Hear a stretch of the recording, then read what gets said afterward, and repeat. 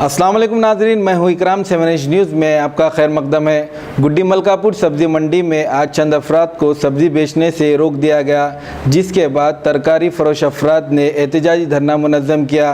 क्या है ये मामला, ये जानने के लिए देखिए 7H की ये रिपोर्ट। शहर हैदराबाद में बरसों से लोग ज़्यादा तरकारियाँ लेना हो तो गुड्डी मलकापुर का रुख करते हैं, जहाँ उन्हें होलसेल में सब्जियाँ मिल जाती हैं। यहाँ हजारों अफराद अपनी सब्जियां बेचकर अपनी जिंदगी का सामान मुहैया कर लेते हैं। उनके घरों में चूल्हे जलते हैं।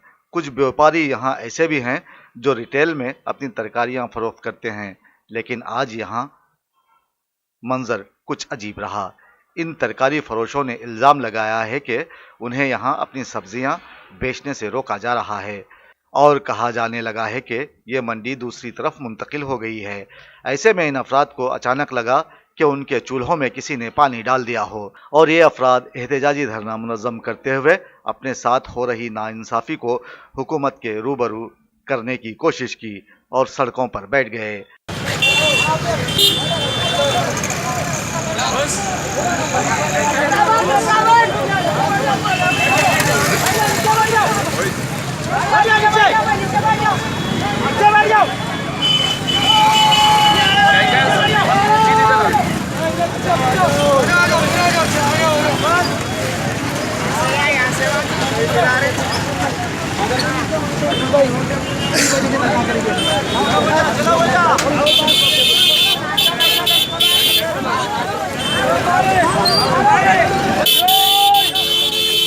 अरबाब मजाज से मुतालिबा किया कि उन्हें यहाँ सब्जियां फरोख्त करने की इजाज़त दी जाए।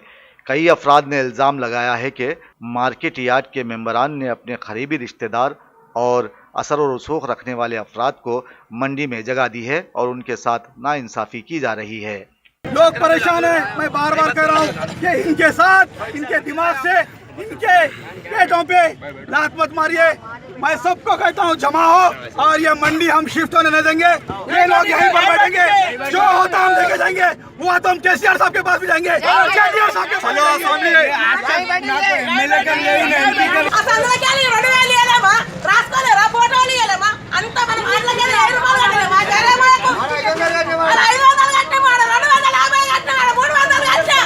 डिवीजन में यहाँ पर वेजिटेबल मार्केट है जो मंडी के नाम से मशहूर है और यहाँ पर 40 साल 30 साल से व्यापारी यहाँ जो कारोबार कर रहे हैं आज परेशान हैं। उनका कोई पुरसाने हाल नहीं है।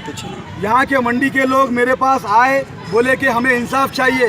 टीआरएस पार्टी की हैसियत से मैं जीएचएमसी वार्ड कमेटी मेंबर गुड्डी मलकापुर डिवीज़न, हक की अगर आवाज़ रहेगी तो हम पब्लिक के संगत है। पब्लिक परेशान है। यहाँ पर केसीआर साहब किसी के गरीब के पेट पे लात मत मारो बोल के बोले। गरीब की आवाज़ केसीआर साहब की आवाज़ है। मेरी केसीआर साहब से मेरा मुतालबा है कि इस वेजिटेबल मार्केट में इंक्वायरी बिठाए, इंस्पेक्शन बिठाए।